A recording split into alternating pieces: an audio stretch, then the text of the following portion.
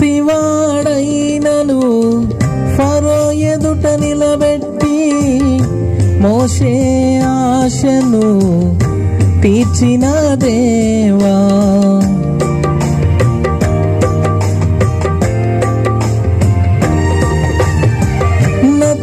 నత్తివాడైనను ఫరో ఎదుట నిలబెట్టి మోషే ఆశను తీర్చిన దేవా. ఈ తరములో నీ చిత్తముకై ఎదురు చూడగా అగ్ని చేత నన్ను దర్శించి నీ చిత్తము తెలుపవా. ఈ తరములో నీ చిత్తముకై ఎదురు చూడగా అగ్ని చేత నన్ను దర్శించి నీ చిత్తము తెలుపవా.